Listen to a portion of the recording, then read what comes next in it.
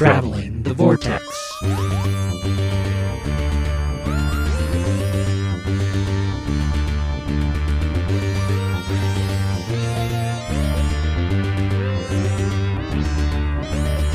We join the Doctor as he travels the Vortex and arrive at episode 535 with a spot-on landing and no one around to impress.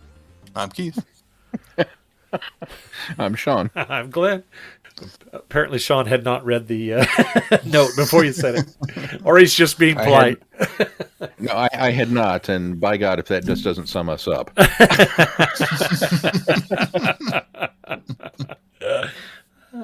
you guys doing? How's everybody? Pretty well. How about you guys? I'm doing well. You guys watch anything this week? Do anything fun this week? I didn't, so I'm going to let you guys go. I apparently, when I watched all my films, I caught up for like the year or something. I'm halfway through the live-action Cowboy Bebop and liking it a lot. Oh, really? Yay! Yeah, I really like it. It has been 15 years since I watched the anime, so my memory of it is not super sharp. So that could be part of why I'm enjoying it so much. But it's got what I think it feels like Cowboy Bebop while being live action. It's stripped away some of what I consider the annoying anime aspects of it. And from what I remember, aside from the big story arc, which I think they're getting more detail into, everything else is brand new. So it's not like it's a true adaptation, but it's got the spirit and the feel of it while bringing it almost more modern. And I think they're doing a great job with it. I really hope they stick the landing on the latter half, but so far it's really good. Sean, what'd you do? What'd you watch? Honestly, not a lot this week. We kind of had a little bit of a low key, still struggling to get back into the swing of things with work and the kiddo back to school, and realizing that, okay, the holidays are over, only to find out that Shy's out of school this coming Friday and we're off for Martin Luther King Day. So then suddenly we're going to have another 4-day weekend after we thought we were done with it. It's like, oh, sneak attack holiday. But yeah, it's just been kind of getting back into the swing of things. I've just been watching TikToks and watching Karen Gillan. Watching TikTok troll Karen Gillan at this point. I think they're trolling her. She's been trying to get her account verified for about 2 weeks now. And I mean, it's clearly obviously her. I don't know why they won't verify her, but somebody on one of these other Doctor Who related fan accounts that I watched, she said, I think Karen Gillan is now the girl who waited for the blue check mark.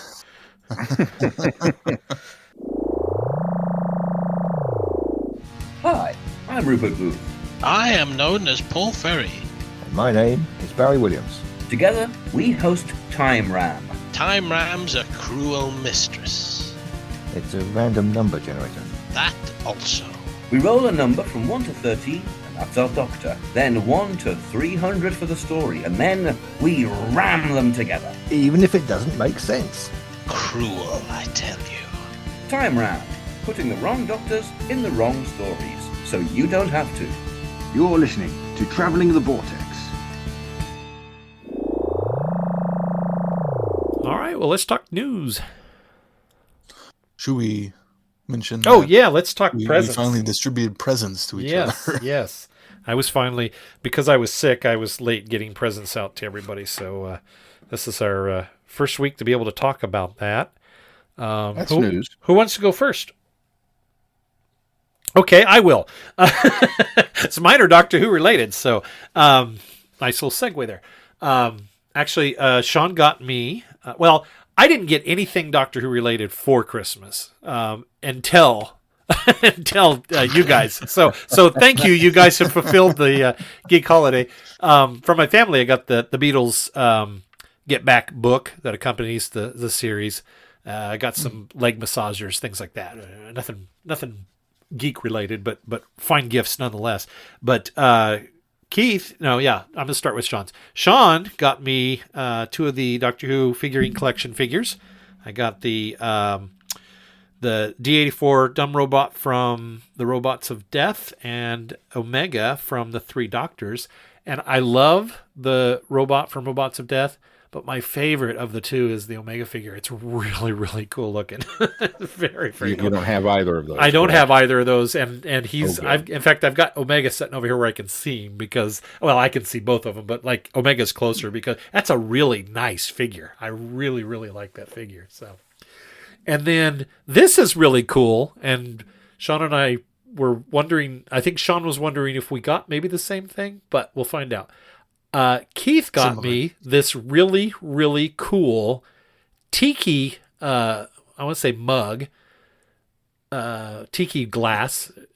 What is it? Tiki container It's a vessel. Geeky Tiki. Vessel. Yeah, well, it's from Geeky Tiki, but it's a tiki vessel you drink tiki drinks out of. It's really cool, but it's a Dalek. It is so cool.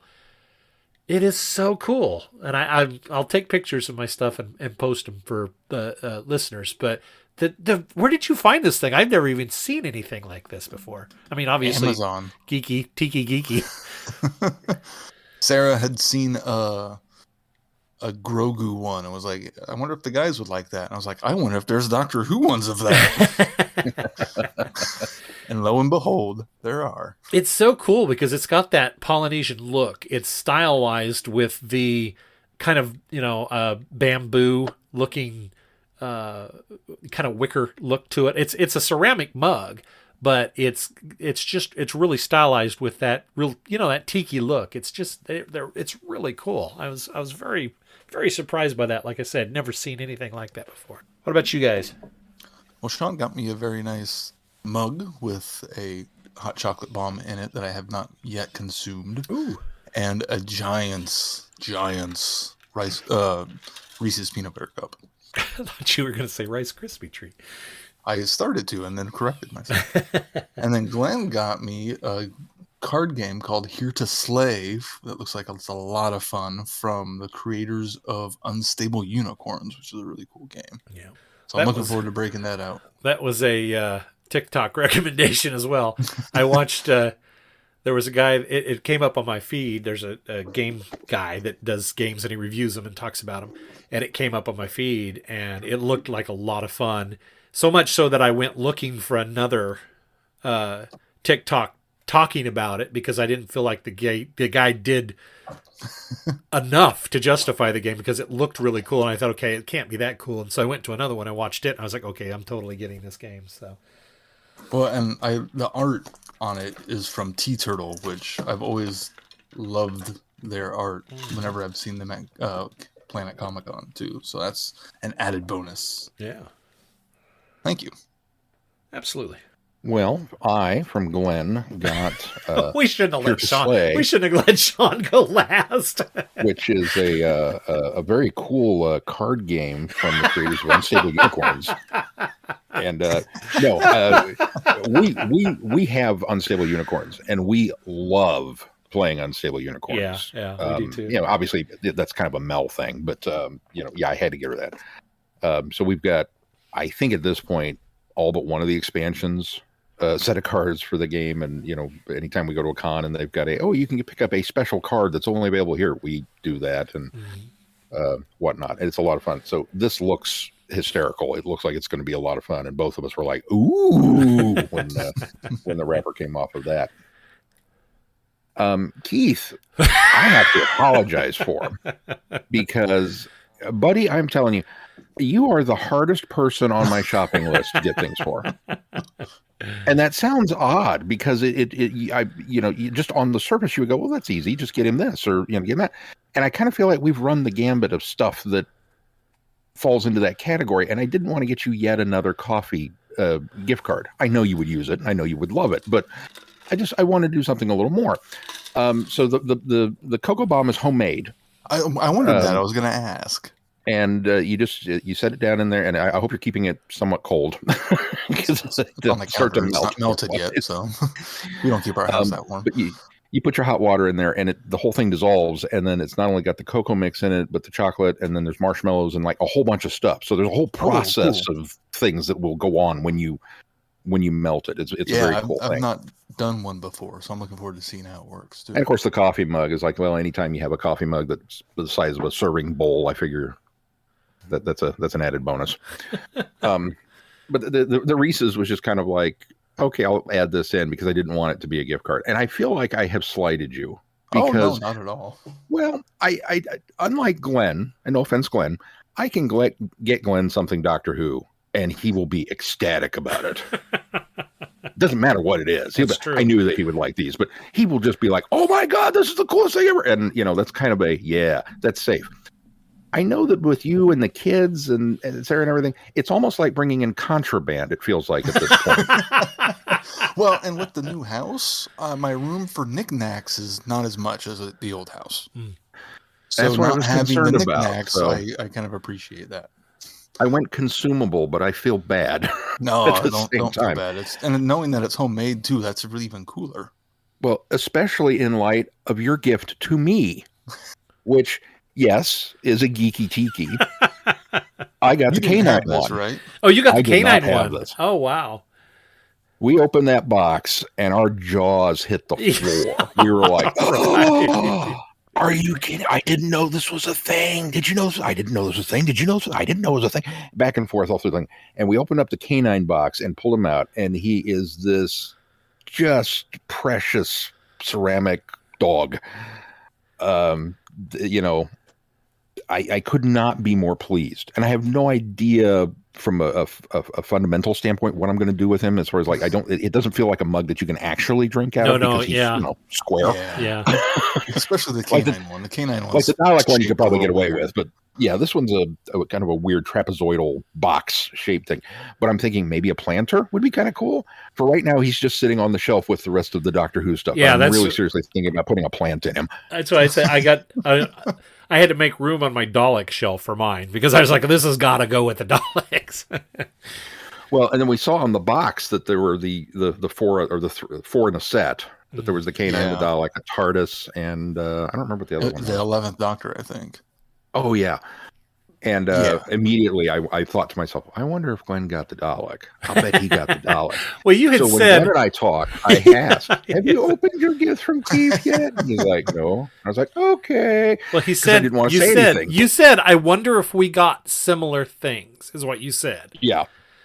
And but you And didn't. we've done You that didn't before. go any further. Yeah, you didn't even go any further. You just said, "I wonder if we got similar things." So as soon as I opened this, I thought, okay, Sean got something too. It probably wasn't the dog. I didn't look at the box, the other ones that were available. I'm gonna have to go grab the box now, look at them because I didn't look. But I kind of figured if there were other ones that you probably got something that wasn't something else that wasn't Dalek. It looks like there used to be a mini set you could buy that's sold out. That's a Dalek, a Weeping Angel, the 11th Doctor, and a Cyberman. Oh, cool. But they retired it. Oh, no Cyber Tiki for Keith.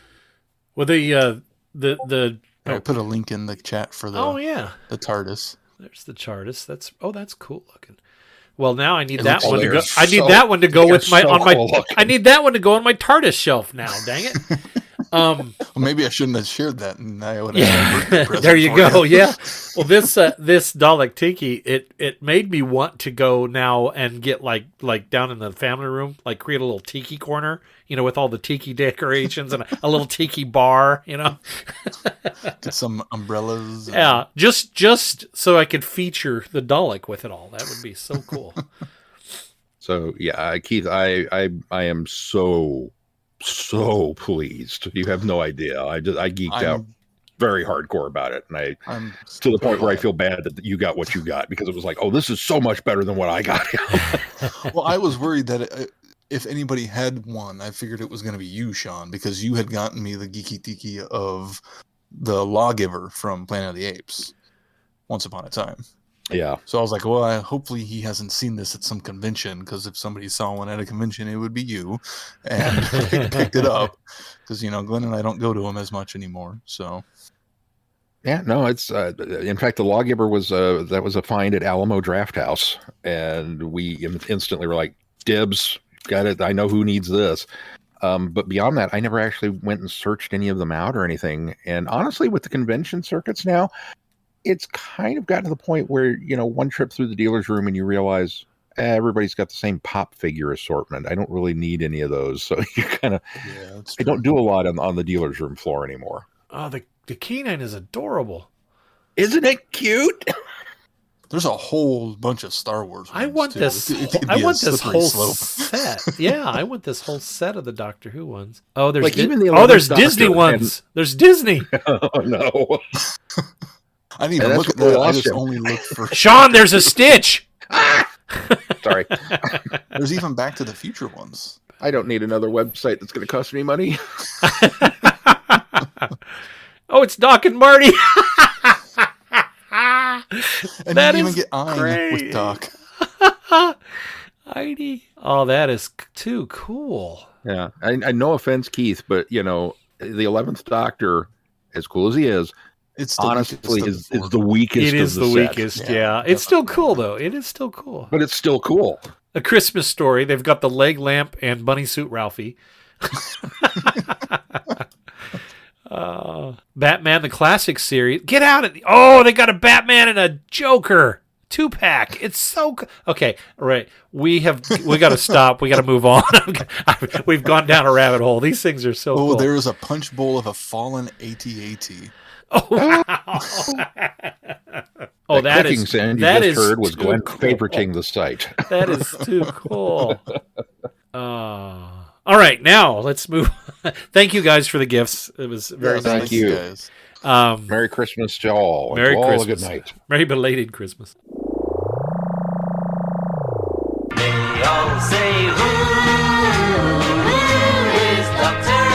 Do you collect Doctor Who? Do you have Doctor Who items and you don't know you collect Doctor Who?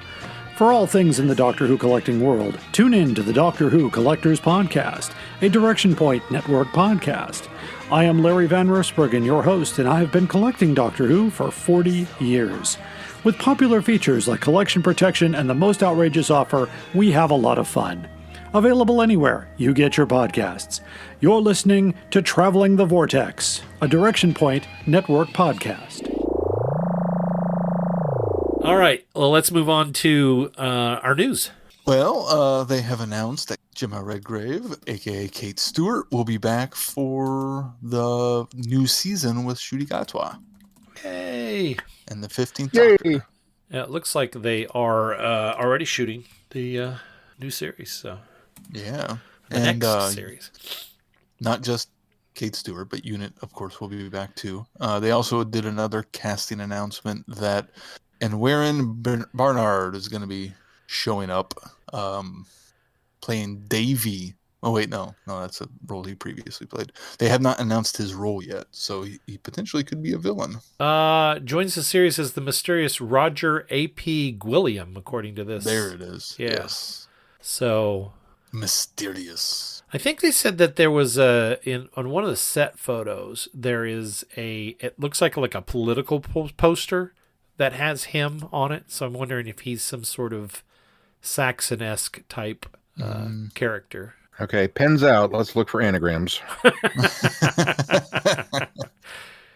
Well, I'm not sure why AP is lowercase on this. If that was a mistake, or that's from the official Doctor Who account, Twitter account. But it's Roger, and then lowercase AP, and then capital GWIL. So it stands for a person, I'll tell you. because he's totally not an alien. I'll tell you though, this name looks like an anagram. This name totally looks like an anagram. G. William, yeah. Roger App. And that's when we lost him. All right, you guys keep talking. I'm going to work on this. No, I'll work on it later. All right. I'm always excited to see Kate back. I am Yeah. too, and it's one of those things that I think it's even more special. It's sort of a well duh. She's an ongoing character. She's a very good character, strong actress. It makes sense to bring her back. But I think it's also sort of a, yay, this is a Moffat character that RTD is now carrying on. This was a Moffat created character. And so I'm glad to see that happening, because it's not like, I didn't think Russell would do this, but it's good that RTD's, just kind of taking everything that's come before and embracing it. And, it's part of Doctor Who, and he realizes that. So I'm excited for that. Except for that timeless child story arc, he could ditch that anytime. Just saying. I think he will ignore that for a while and address it later down the road. That's my prediction. It's also one of those things where, at one point we thought Unit was gone thanks to Chibnall. So it's nice to have a reassurance that, it's going to go on. And, it wouldn't surprise me if with all the talk of potential spin-offs and, a universe, if they are going to eventually be working towards a Unit TV series. Oh, yeah. That's a good point. Especially since Kate Stewart is so well loved, and if they can get Osgood back too, right. You've already got a Big Finish obviously has shown us that it's a successful franchise with as many box sets as they have. You've got a strong foundation for the series already. So it made me think of when they announced this. It made me think of Sean making that statement when we reviewed Power of the Daleks that and then they ran out the building, blow it up, and then Chibnall brushes his hands and says, "Okay, now you can reset and do whatever you want with it." The next series, and that's now what it feels like they did. Is Chibnall went, "Okay, we're going to tear down the unit that I created or that I fostered, and now you've got a clean slate." So I think you were right on the nose on that, Sean. Did we lose Sean, or did we lose me? I'm always right on the nose, Glenn. Oh, okay.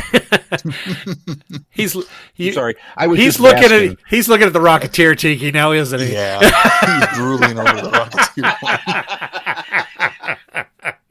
Keith with the Rocketeer Tiki in the chat. I didn't know that one was there. Didn't know that one existed. There's a Chewbacca down here at the bottom too. I didn't see. Okay, stop! I got to get away. I've got to get away from this side. You are invited on an adventure across all of time and space, in a completely random order. It's the Police Box in the Junkyard podcast. Jump in the TARDIS with your hosts, Eric Gulbranson, Asad Kheshki, and Matthew Kressel. Explore Doctor Who TV stories, audio adventures, and books, both novels and non-fiction. The Police Box in the Junkyard podcast. It's the entire Whoniverse on shuffle. The Police Box in the Junkyard podcast is a member of the Direction Point Network and is available about once a month wherever you find your podcasts. You are listening to Traveling the Vortex.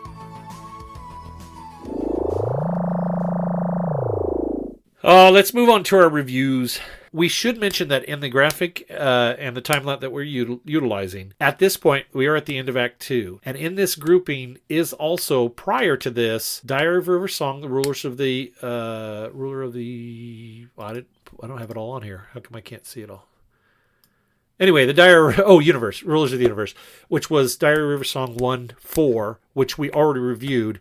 If you want to listen to our review of that, that's episode 437. Also in this section, they've lumped in the Sontaran Ordeal from Classic Doctors New Monsters 1-3. We reviewed that back in Traveling the Vortex episode 453. And then that's kind of the sandwich, because we're about to do as Keith was going to say, Classic Doctors New Monsters Volume 2. We're going to do the entire set, although only Day of the Vast Generata technically is part of the Time War. The other ones take place outside the Time War, but we kind of felt like we would just box them all together and do them all at once. But I should say then after this, in our timeline as well, would have been the Legacy of Time, which was a Big Finish box set that we did. We reviewed that back in Traveling the Vortex episode 440. And then Night of the Doctor, of course, which was the 50th anniversary special, was the mini-sode during the 50th anniversary celebration. And then we reviewed that story in TTV episode 151. So I will put links in the show notes. So if you want to go back and listen to those shows and hear what we thought of those. But I would be remiss not to mention that these particular stories that we've already reviewed would take place, at least in the timeline that we're using. So, now, to refresh everyone's memory, Rulers of the Universe and Sontaran Ordeal are both 8th Doctor stories. Yes, right. Yes. Which is why they fit here. Go back for just a second. Night of the Doctor we reviewed in episode 100 and 151. Yep. Good Lord. Right. Well, it was 10 years ago. Yeah. Almost. It'll be 10 years ago here in November. 7 months or 10 months. Yep. Time flies. It does. All right. So now all that out of the way. Coming soon from Big Finish Productions. Classic Doctors, New Monsters, Series 2. I see only darkness. Darkness. She thinks they were eaten by the dark. There is a species I know of that matches that description. They're called the Vashta Narada. Yes, they know that name. The what? Vashta Narada. We're over fire! Is anyone still alive out there? I picked up your distress call, and I promise I mean no harm. This plan of yours was foolish. There is still no sign. So you keep saying. Doctor? Guest! No, get away from me! Empress, I am warning you. Warn away, my little man. Consider this a taste of what's to come. Thou shalt not suffer a witch to live. What? You're surely not going to... You three have answered guilty to the charge of Creman acceptance. We are, after all, witches. What's happening? They're glowing. What was and yet shall be. I and my mother set free. Well, there's someone here, a Time Lord, calls himself a doctor? I can handle the doctor myself. All the emergency systems that should kick in have been locked off in these sections. We're isolated from the main hub. Turn around, very slowly. What's that behind you on the glass? It is my shadow. Cast by what? The glass! If the Vashta Narada are past the primary and secondary shielding... They're almost here. There's something on the other side. It's like they're trying to get in. Big Finish. We love stories. Knights of the Vashta Narada. Fun World was set to be the happiest planet in the galaxy. A planet of joy, euphoria, and laughter and delights. Except construction was marred by reports of a predator, and then a few days before opening, all communications ceased. Owner Georgia Donnelly is desperate to open the resort and has hired Amanda Steele's crew to find out what happened to the planet. They're the best, but even they might not be up to the task. Joined by the Doctor and being picked off one by one, they slowly start to realize that something terrifying lurks in the shadows. Bum, bum, bum. Yeah, I like this one. Yeah, I did too. I did 3. I think being a Fourth Doctor story, it hits home because it's one of my favorite Doctors, certainly. I like the idea of the Vashta Narada. I'm glad that they expanded on that and sort of showed us some of the maybe origins of the species as well. I think the one thing that bothers me about this that I'll particularly point to, and I think I had said this in another Fourth Doctor and Sarah Jane story that we reviewed just not too long ago, it's another situation, and I understand that the Doctor has to be there, and the Doctor isn't not doing anything because he is the reason why the Vashta Narada does not end up going to Earth, at least at this point. Because of him, he thwarts that. But again, it's another one of these stories where he shows up and everybody still dies. And to me, that's a little frustrating because I want the Doctor to be able to. The Doctor doesn't have to save everybody. The Doctor can't always save everybody. But we keep getting these Fourth Doctor stories where the Doctor shows up by himself and can't save anyone. And I'm just that was the one thing that bothered me about this, that there wasn't at least one person that survived this whole ordeal. Yeah, I can see that complaint, but it also kind of fits with where I envision this in his timeline, very much in that Hinchcliffe era where like Horror Fang Rock, yeah. Yeah, where nobody survives, and I mean the death count in that time frame of his run was pretty high. So I kind of was slotting that in there in the latter half. So it did. I can see your complaint, but it didn't bother me, mostly because the idea of exploring other versions of the Vashta Narada and more explanation into how they exist and how they exist everywhere, I thought was really cool. The idea of these hunters coming to help clear out Fun World to make sure that they can open, I thought was a nice idea. A bit, early on, Nightmare in Stover, like the beginning half of what could have been before the planet got completely lost. And more than anything, it was so refreshing to have a different Doctor. As much as I love the Eighth Doctor, it was like, oh wow, I have missed Tom. Yeah, and yeah. hearing other Doctors and jumping away from the Time War was such just a refreshing change of pace. Right, because in fact, I don't think we've done a Fourth Doctor audio, and correct me if I'm wrong, but since we did Time Lord Victorious with that Dalek story in that one, right? Yeah, probably not. Yeah. I was just looking to see what the complete adventures of the complete adventures index that we use, which is again ispider.org.uk. Steve puts it in the right after Deadly Assassin, or not right after, but after the TV story Deadly Assassin. So it would have been in that. He picks Leela up in Face of Evil, and then Robots of Death follows that, Talons follows that. So yeah, it's right in that kind of, you kind of did narrow it down into that era, because he would have been traveling by himself after dropping Sarah off and then going back to Gallifrey and then traveling by himself for a while. So yeah. Although the more I think about how, his drop line of, I was feeling morose because one of my traveling companion left me for pastures new, almost could go after Leela leaves, because Leela was more, Sarah Jane had to leave, didn't necessarily go to pastures new, where Leela left and stayed behind someplace different from where she began. I agree with that, but when he says that line, I immediately thought of Sarah Jane, because that's something the Doctor would say, because he doesn't want to admit that he was the reason why she left. He would say it in such a way that didn't really blame him for doing it. So I kind of felt that he was referring to Sarah Jane at that point. And he probably would be a bit, as much as he liked Leela, I think he would probably be a bit sadder and a little, I want to cheer myself up more in the aftermath of Deadly Assassin and having to leave Sarah behind. Yeah. Yeah, I agree that I totally mentally slotted it in there. And it's funny that you mentioned Hinchcliffe and that era, because one of the other hallmarks of that era was, well, let's borrow from the monster movies. Yeah. And so, we had a Frankenstein story, we had a Thing in the Lighthouse, we had Dracula, but we didn't get that till later in the run. But this is Aliens. Yeah, sure. It's a group of people going on a bug hunt.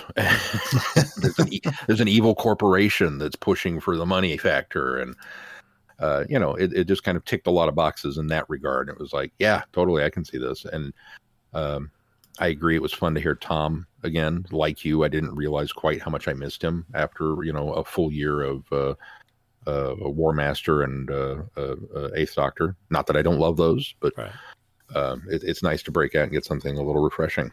And this one was. I really enjoyed the fact that this is his first encounter with the Vashta Nerada. Mm-hmm.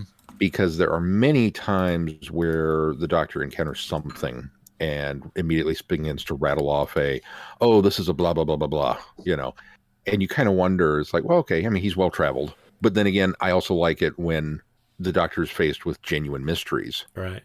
And this is one of those rare exceptions where we kind of had a leg up on him, because we know what the threat is. And he's only had rumor and hearsay and, legends and stories about it. So while that could lead to a anticlimactic, okay, hurry up and kill somebody because we know what's coming, kind of standpoint, I didn't feel that with this one. It kept me kind of, I won't say on the edge of my seat, but it did.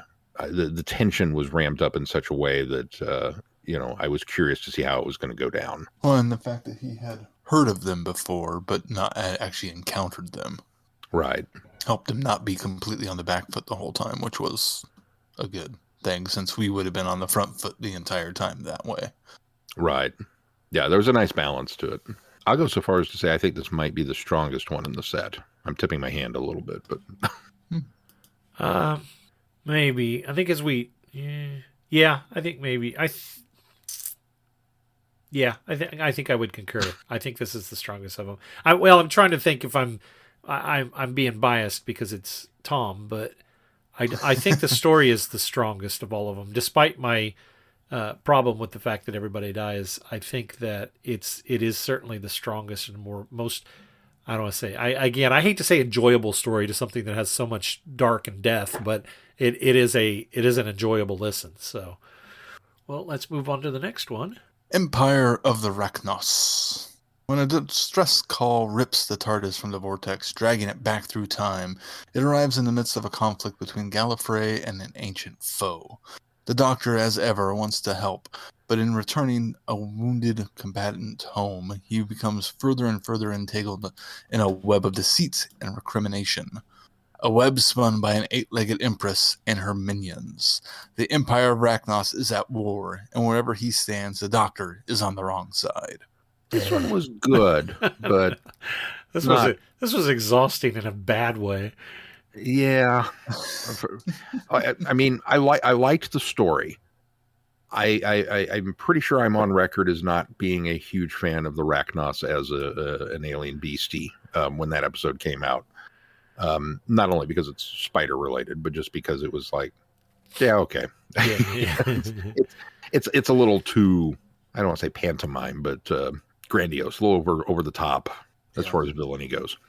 And so doing a story that incorporates them is like, okay, well, maybe we'll do them some justice. And there was a lot of kind of cool world building for the Rachnos as a species and as a people and their politics and whatnot. Unfortunately, because it's an audio presentation, this one falls into that. Let's everybody yell and scream and hiss into the microphone. That's part of the reason. For an hour. That's just part of the reason why it's exhausting. Yeah. I applaud the Fifth Doctor being the one to encounter this group for this particular scenario, because it seems like of all of the Doctors, he would be the one to try and play peacemaker. Yeah. Even knowing the outcome of how the grander scheme of things in the war is going to go. Right. But it just kind of hung out there. Well, and the fact that he does kind of get a win over the Rachnos, and the fact that he does get to save all the children and take them someplace, quote unquote, safe for them to grow up, which was a nice change of pace after the last story where the Doctor, he defeats the Vasta Narada, kind of, and keeps people from coming to that planet eventually, but everybody still dies, where this, at least he gets to save what he's trying to eventually save. Right. That's very true. Going back to the Vasta Narada one for just a moment, did anybody else feel like maybe the Doctor's warning buoy wasn't strong enough worded? Well, yeah, I think that I was going to bring that up when we got to Night of the or Day of the Vasta Narada, but yeah, I think you're absolutely right. If you want to keep people away from the planet, you can't just say stay away from this planet. Right. You've got to give me more, because that is kind of like an open invitation, like, oh yeah, I'm going to go touch the butt, you can't lay that on me. Right. Now, if you came back and said, there's a plague, there's a contaminant, there's a highly, okay, that's a reason to stay away. I don't want to get infected with something that, or just say Vasta Narada here. And that would be enough, I think, for me to go, yeah, no, man, I'm not gonna risk going to Fun World today. Maybe not. But that's just me. No, I was going to bring that up, and then when we got to that last story, because I kind of felt like it obviously wasn't strongly worded enough, because they didn't heed the warning later. But anyway, one of the things about this I was going to ask, and it doesn't bother me, so don't make it sound like I'm doing this was a hard and fast rule, like Sean brought up last week. This was a hard and fast rule that they don't do it, now they're doing it, because this comes across the same way. But I got the impression that this is they said that Gallifrey battling an ancient foe, which is obviously the Rachnos. We don't have any information that they were battling the Rachnos in modern times for Gallifrey. I presume this is back in the Dark Times, right? Yeah, I presume or that too, very nearly. We're very nearly. Okay. He also says it dragging it back through time. Yeah, right. Description. So we went to great lengths for many, many years to say we don't go to the dark time. We don't go to back to the dark times. We don't do a lot of that. Time Lords really aren't allowed to go. In fact, there are a lot of occasions in stories when he actually does that. It's very difficult to get there in order to get to that place because of some sort of maybe equivalence to a time lock or whatever. But it seems like recently now we're getting a lot of these stories, and I think obviously the big one was Time Lord Victorious, but because of what the intent of that story arc was, you had to do it, so it made sense, and I didn't have a problem with it. But it seems like recently we're seeing past Doctors ending up in the dark times, or at least near to it, and it just seems kind of, I don't know if that's coincidental or if we're running out. I mean, there's a lot of time to deal with. I mean, you've got an infinite amount of time.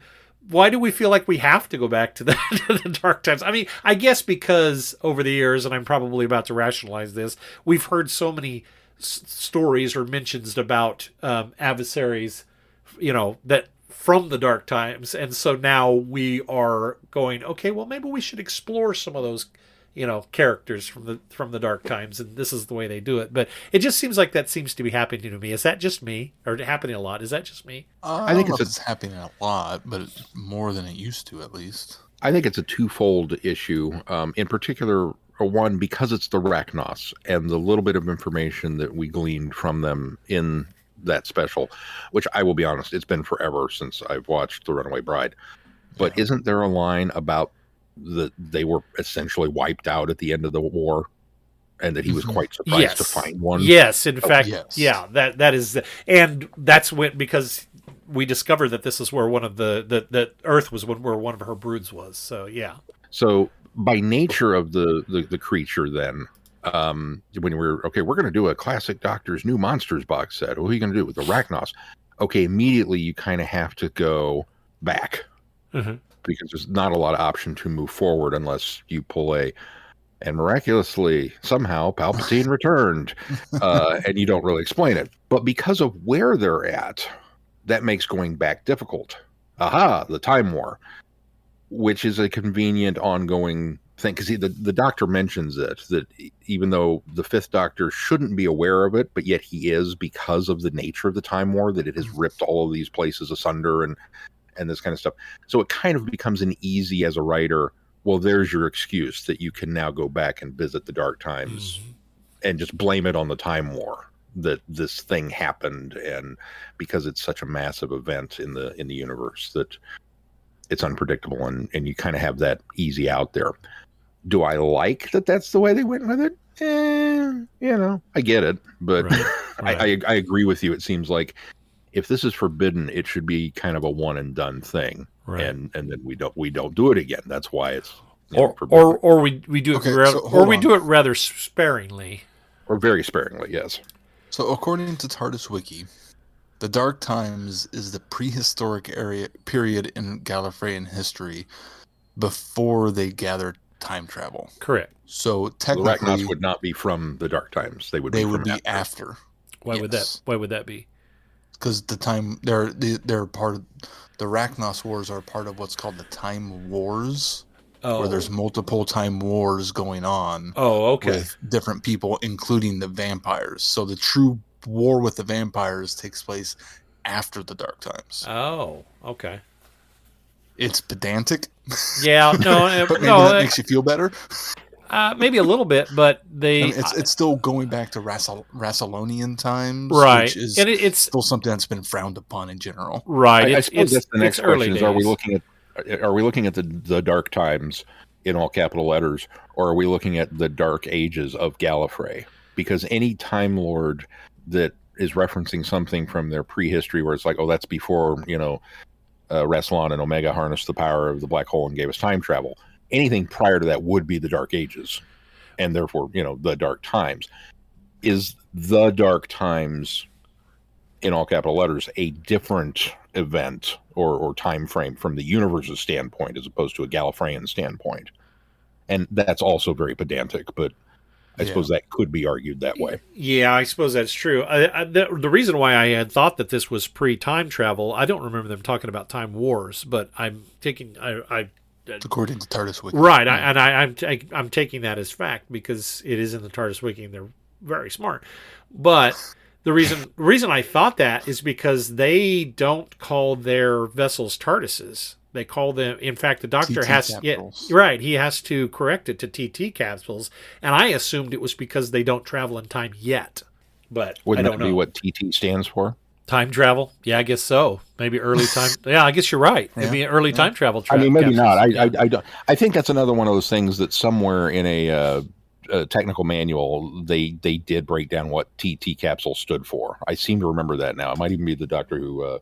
It might even be the Doctor Who technical manual. Yeah. But well, and I envision the TT capsule was probably the obviously the primitive TARDISes that didn't have the multidimensional rooms in them. They just had the one central room, and you had to have like 5 people lying down operating it. So, in fact, there was a Big Finish box set that had I think it was their anniversary special that they did where they had all of the actors that had played the Doctors in that final one with Leela and Romana, and I think they were actually, that was because it was the first flight. I think they were in a TT capsule in that as well, probably the first one, as a matter of fact. So anyway, okay, well, then that actually that fixes it for me. And in fact, I think this is an area that I don't think I mean, it's probably frowned upon, but it's not off limits. So I suppose that's okay then. Like I say, I didn't necessarily have a problem.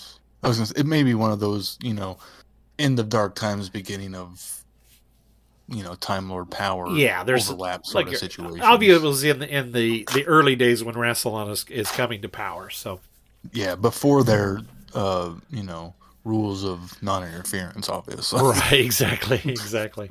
Before the Dark Times. Before the Empire. And like I say, I didn't really have a problem with it. It just seemed like it's been happening more frequently, but I'll give this one a pass because you fixed it. What else about this? I when I say this is an exhausting story, by the way, not just because audially it is hard to listen to the Rachnos. They all did a wonderful job, and it was nice to hear. Is it Adoja Ondo? Is that how you say her name? Who obviously played Martha Smith's mom in the TV series. It was nice to hear her. I hadn't heard anything lately that she had done. And I thought they all did her back in that role. Wasn't she originally the? I don't think she originally played the Empress. She wasn't. I think it was a different actress that played her in that. But I thought that not only was it just difficult to continue to listen to that way they talked, the hissing. It was also so much and I appreciated the way the story went, but it was just that back and forth of the Doctor being manipulated and used over and over again. I don't have a problem with the manipulation. It just seemed like just when you think something's been resolved, we turn around and find out that there's been a double cross, only to turn around and find out there was a double cross. And it was like just the back and forth was just, by the time I was like, okay, I've got a headache now. There's way so much going on here, but. Yeah, but I also did like and appreciate the complexity they put into the society they created around Arachnos. The idea that, this Arachnos, the Emperor was trying to, save his children from having to go to war and all that stuff. I enjoyed the exploration of their society. I just wish they weren't so screamy and hissy. Right. Yeah, the world building is top notch. It's just questionable because of who it is. It's like I would have rather had world building with a nice book by the fire, and he was reading an oral history of the Rachnos. that would have excited me a little bit. And then he sets the book down and goes, "Well, thank goodness we didn't go there," and move on. Hello, fellow time travelers, and welcome to the Doctor Who Target Book Club podcast, the only podcast to discuss, in story order, all the Doctor Who novelizations. My name is Tony Whitt, and every 2 weeks or so, I'm joined by a 2 to 3 person discussion panel, including our so-called expert who's been a Who fan since 1979. That would be me. We also get the views of intermediate, casual, and novice fans who either have never seen the show or who have never read these books until these podcasts, including Dalton Hughes and Allison Fitz-Seyfried. You can find us on iTunes, Stitcher, Spotify, or wherever you find good podcasts, or even ones like ours. You're listening to Traveling the Vortex, a Direction Point podcast.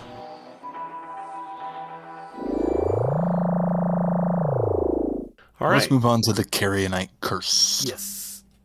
Katie Bell returns to her Midlands home to find the strange goings-on at the Buskers Fair, a witch trial in the 1980s, a bonfire ready to be lit. Luckily, a colorful visitor is already investigating, and the local vicar, Katie's dad, is versed in tales of the macabre.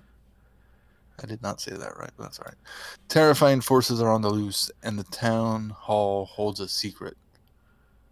There is a black magic in the black country, and the doctor has the name of his enemy on the tip of his tongue. Something wicked this way comes. Go ahead, Sean. Go ahead. This was another one that it had elements that I liked. I appreciate the witches making a return appearance. And if any doctor was going to face off with these things that are hurt by words. Yeah. Oh, yes, please, let it be the sixth doctor. It's either 6 or 7 there. I mean, it could go either way, but 6 is higher. But six is more of the orator. Yeah, certainly. Yeah. The grandstanding politician, throwing out $10 words in a $2 speech, kind of individual. And I loved that they played on that. They played on it early, and then they played, and he even calls it out. Oh yeah, I know exactly what I'm doing here. And so Colin Baker's performance was quite delightful in that regard. Unfortunately, the science behind the mysticism of how the witches work, I never really felt, even in the TV episode, that it was clearly established, just that words have power, and that's kind of where they left it. And with the breakneck pace and loud music that Murray Gold gave us during that time frame, you just kind of rolled with it and went on.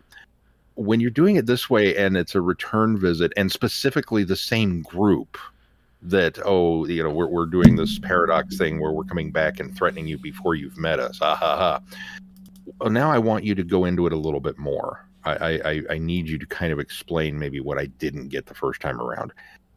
And they were going that direction. And then it just kind of also de-evolved into, well, because. And it's one of those supernatural elements to Doctor Who that anytime we veer into this territory gets just, it's fuzzy logic. Yeah. And it kind of makes it just not work for me. I also personally had an issue. I don't know why. Early on, I assumed it just felt like maybe that they were doing the Salem witch trials. And so my brain planted us in Massachusetts. And then this goth chick shows up, and it's like, okay, we're obviously not back in the Salem witch trials, but it's like hocus pocus. It's just present day. Okay. And I ran with that for a while. Until she said, "Oh, my dad's the vicar," and I went, "What?" And it really kind of brought the whole proceedings to a screeching halt while my brain tried to resort the fact that no, we are still in England. I don't know why. Well, so have American accents. So when they said, when they said Birmingham, did you think Alabama at that point, or that was my next point? Yeah, quite honestly.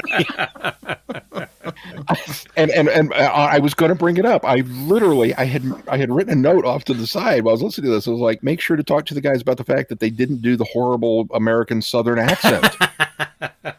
And then I had to scratch it out because oh no, we're not doing it. Okay, but yeah, it threw me off at about the a third of the way in that I finally caught up and went, oh, so that one's on me. But it's just. I'm going to blame Shai. She's been watching The Witch's Ghost of the Scooby-Doo movies recently, and I'm just going to say that's where my brain mentally linked it to. I'll tell you, for me, it was a little bit of the same way. I didn't think Salem, Massachusetts, but I felt that it must have been, in the 1600s something, Witchfinder era. And so when they set it up that way, I thought that. And then when they concretely say it's the 1980s, I thought, oh, wow, that really just was a neat little twist. But I'm going to echo almost everything else that Sean said, because I agree. I think the defeating the Carrionite with words isn't well explained. And when they have Lightfoot's, was it Lightfoot's book? Yeah. When they have Lightfoot's book, I thought, oh, this is great. We're going to actually get a little more substantial reasoning for why the words. And I really felt they were going that direction with it, and they really don't. It really just is the information that the words is what binds them. So I agree. And I had a doesn't problem. even have to be the big words. It just has Right. to be words. And that that was up going to small words. And that was, I think, that what bothered me as well, because then it just seems like any amount of English that you spout at them would end up being able to work against them. So it didn't really work. I mean, they did kind of establish that it has to be somebody with authority, and it had, they had those little nuggets of it that they felt like they were building on the lore of the Carrionite. But I've never been a fan of the Carrionite. I didn't care for him that much in the Shakespeare Code, although I think the Shakespeare Code is a good story. I just never really liked the idea of the Carrionites. So no, I would echo everything that you said, Sean. It's a decent story, and I agree that the Sixth Doctor is the perfect Doctor for this story, but just the mechanism is weak. And was it just now? I'm sorry. Go ahead, Keith. Go ahead. Well, I had two things to piggy off of that. The first, the book by Lightfoot. This is the Jago and Lightfoot. Yeah, right? yeah. Okay, that's. I thought that was because they asked, "Do you know him?" And he kind of, which we haven't got to the Sixth Doctor Jago and Lightfoot story yet. But that made sense that it was, but I wasn't sure. The other one was not only are we muddling the big word, small word, pithy. Pithy is a good word. And it almost devolves into, there are certain words the Knights of Ni cannot hear. And I had to stifle snickers because I'm thinking, say it's. But then he throws out, what was the paradox, the futuristic word? Hyperlink. He throws out hyperlink, and suddenly the spell is broken, and they have gained all the strength back because, that's a word that doesn't exist in this time frame. It's anachronistic, yeah. Really? That's where we're going to go? Okay. I mean, it was just one more silly rule. Yeah, right. A stack of, I'm not sure you've explained this well, and now you're putting something else on there to do? Okay, yeah. Yeah. I'm sorry, Keith, go ahead. I was going to say, I really like Katie. I thought she was... I agree with all you guys' complaints, but on the flip side of it, I thought Katie was a really interesting character. I thought she had a great chemistry with the Doctor, and the fact that she sacrifices herself, I thought was a nice touch to end the story with. Yeah. It made me sad that she actually died, and unlike the Fourth Doctor story, I didn't really care that much when all those people died. Right. So, but we were meant to. Katie, we weren't meant to like those people, but yeah, Katie, they were definitely developing her as a likable character. Well, and it's funny too because she was almost too likable. I felt there was a little something off about her, and she wasn't fazed by the alien stuff. She wasn't fazed by the bigger on the inside. She just kind of rolled with the punches with it. And normally I applaud that when you get somebody along those lines. But I also immediately, with my guard went up, like, okay, so what's the catch? Why are you so cool with this? To the point where I kind of kept waiting for the reveal that she's secretly a villain, that she's going to be taking over the power, that she's going to be doing this. Yep. And then she did. And I went, aha, there it is. Only to have the rug pulled out from under me because no, she was literally taken over. I was like, well, now I feel kind of bad for suspecting her. Right. No, I thought I was the same way, exact same way. I thought, and then she died, she's and the then I bad got guy. hit with that one. So Yeah, aside from all the issues with the Carrionite, I think the way they crafted the story with the ups and downs and the twists and turns was well done. It's the problem the Carrionite problem in general. It's just a problem with that villain anyways. Yeah. All right, let's move on to the next one. The last one, the day of the Vasta Narada. As the Time War rages, Cardinal Lystra of Gallifrey seeks to create an ever more dangerous weapon to deploy against the enemy. When the Doctor stumbles across Synthesis Station, he discovers that the Time Lords have sponsored a project to weaponize an already lethal creatures. But in doing so, Eva Morrison and her team have unwittingly used the colony of Vashta Narada with a very unfortunate history of humanoid contact. The Doctor finds himself leading a desperate race for survival, which in the shadows may be the least of his worries. Who looks at a shark and thinks, that's all right, could use more teeth. That line sums up everything wrong with Time Lord militarist thinking.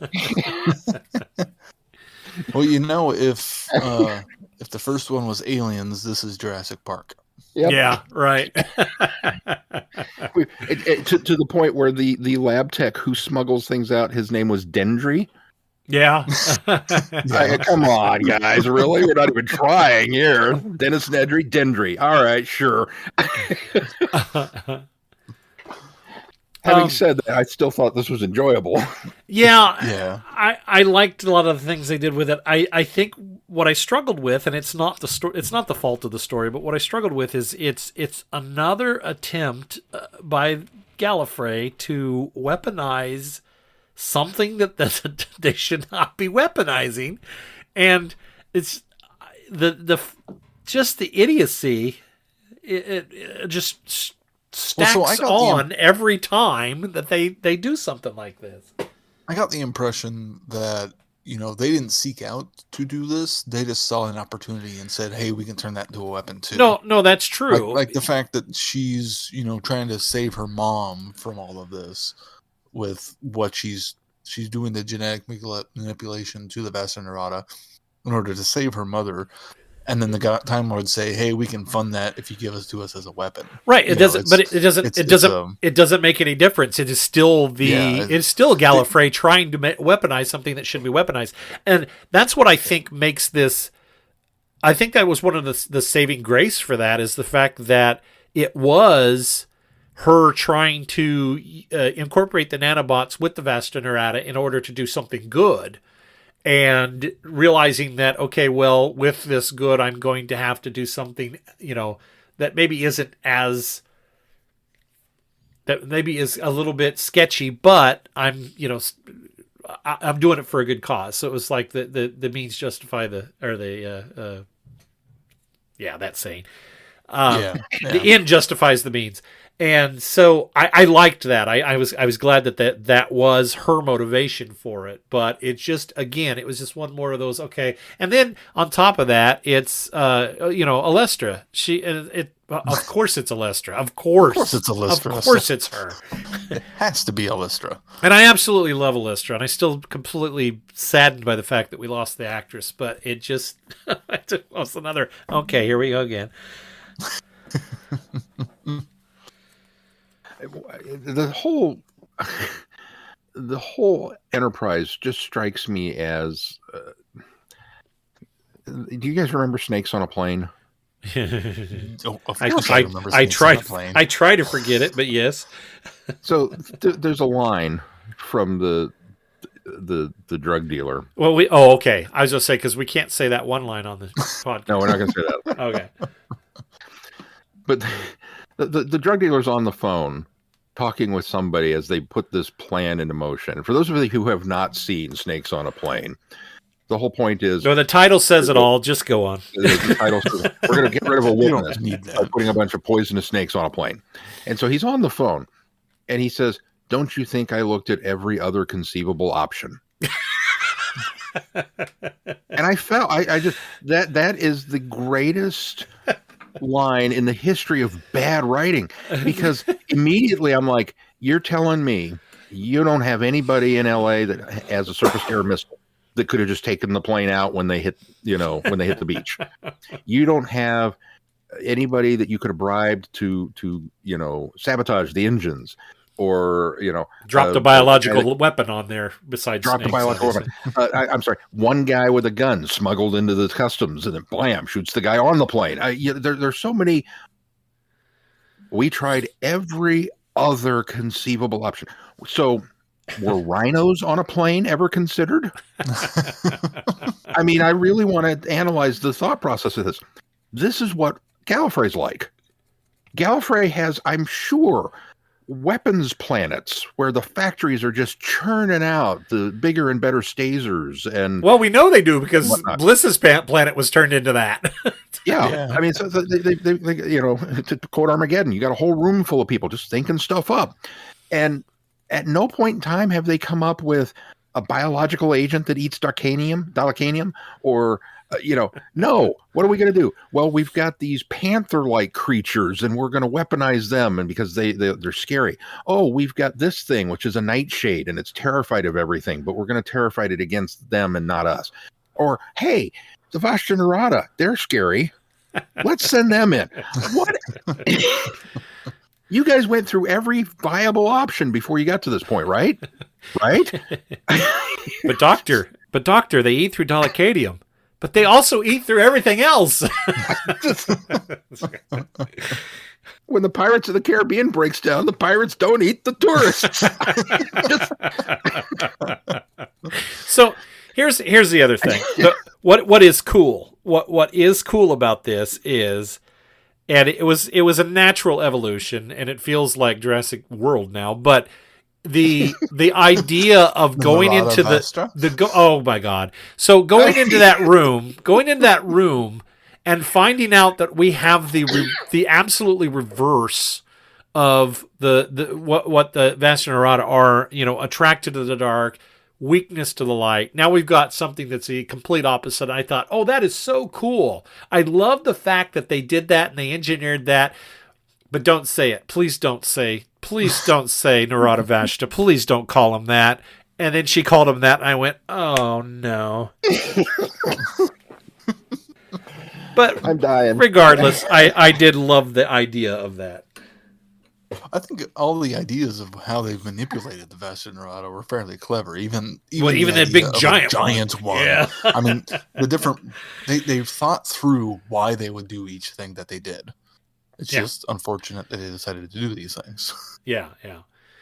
Well, and then when the large one's eating through, they finally they manage to trick it, run it off so that they can get through the access thing into the chamber and then get to the door to get through, and then the thing comes after them and is actually eating through the door, and the realization that, oh wait, this thing relies on its nanobots. And so to deactivate that was really clever. That was just a really on the spot come up with that. Oh yeah, by the way, because I was thinking the whole time, how are they going to get out of this? How are they going to get out of this? And so when she comes up with that idea, I thought, oh yeah, absolutely, that's brilliant. Because the doctor had simple, it's brilliant. Well, exactly, and the doctor, they telegraphed it to us because the doctor had utilized that mechanism earlier in the story. So, and that's why she realized it. Is it so simple it's brilliant, or is it so simple it's stupid? Because, well, we've got an off switch. Just flick the switch. Why didn't you do that before someone died? Yeah. The poor guy holding the door up, who's another one of those. Oh, yeah. In my head, they're all the same species. Yeah. But I can't verify that. But, well, it reminded me of the big brute guy in the first story, yeah. Yeah, I just going all the way back to one of the Eighth Doctor adventures when they were on the moon of Phobos, and he's like this 9 foot tall yak, and he's holding up the door, and then he gets eaten. It's like, you couldn't have turned it off before then, because I liked that guy. Yeah, yeah. But I digress. I'll let it slide. And how does the designer of this facility, or the designer's daughter, not know the in and out of that space station, where she wouldn't know where to go next and had to rely on this one guy with a map? Well, no, you should know every nook and if you are the director of the facility, you should know every nook and cranny of that facility. I think you're giving her too much credit, because a lot of time eggheads know everything about what they specialize in, but they don't know anything about what they're in charge of.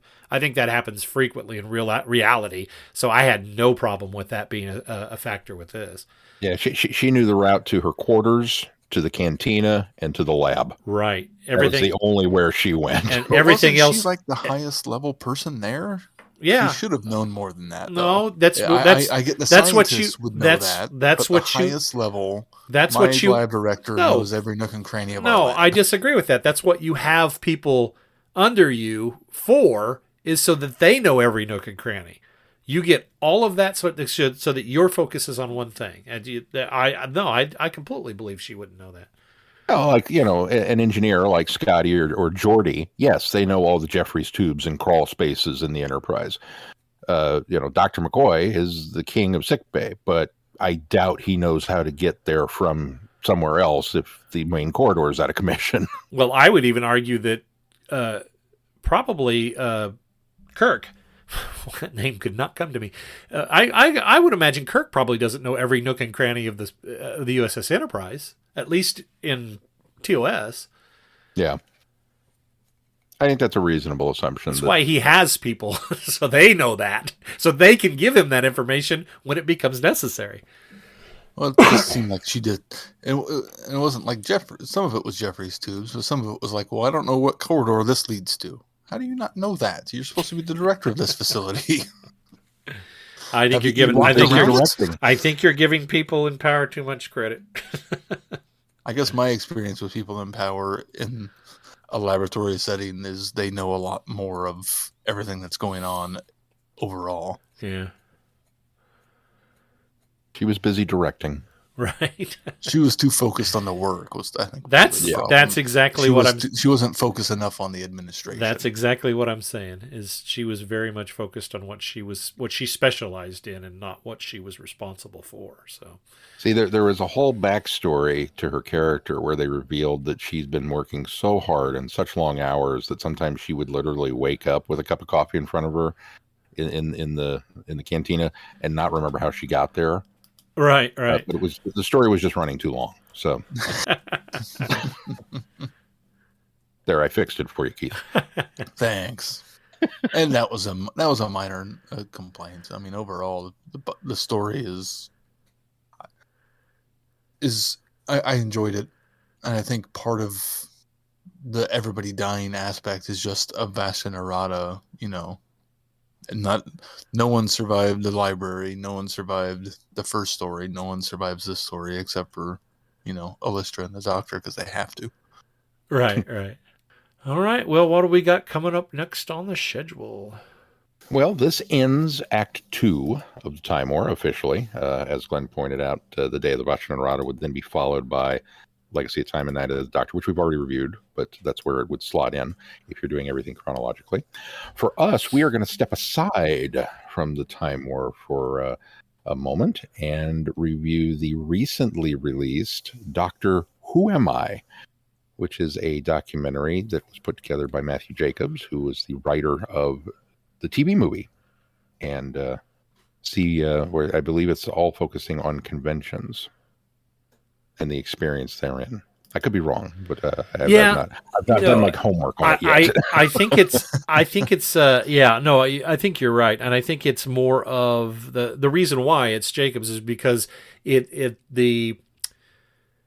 think it explores his personal story of how the TV movie was so derided in 96 when it came out, and shortly after, by fans, that he really kind of stepped away from everything and didn't want to have anything to do with fandom or of course we're going to learn a lot of this. I don't want to spoil too much, but he stepped away from it because he didn't want anything to do with fandom because he was really getting a bad rap for having done this.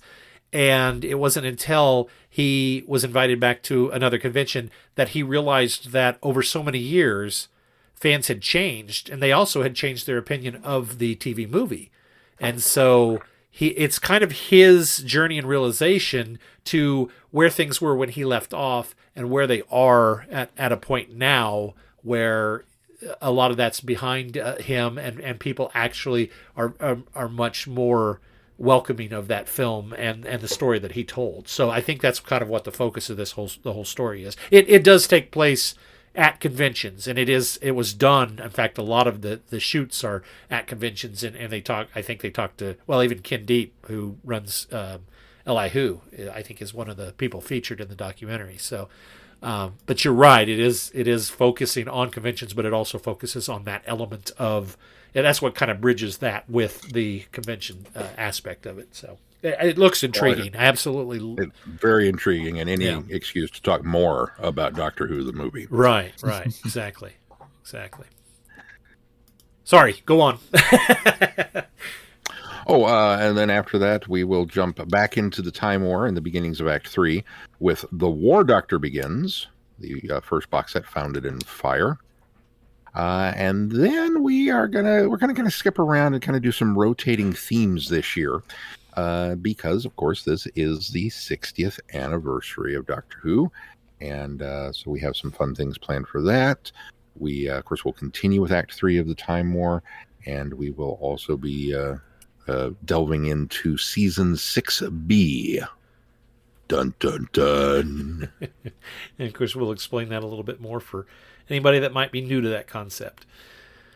All right, well, you can find us at travelingthevortex.com, and if you get any value out of this podcast, why not consider putting some value back into it? You can do that by clicking on our Patreon link and consider supporting us.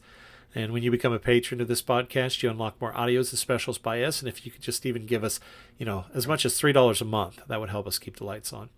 Also, please consider giving us a 5-star review wherever you subscribe to the podcast, and make sure you join in the conversation in our listeners forum on Facebook. Anything else we need to cover before we close this show? If not, until next time, I'm Glenn. I'm Sean. I'm Keith. Cheers. Good night, everybody. Be seeing you. Thanks for listening. You have been listening to Traveling the Vortex. Doctor Who and all of its associated programs are owned and trademarked by the BBC. No infringement is intended or implied. Direction point! Direction point! A Doctor Who podcast network.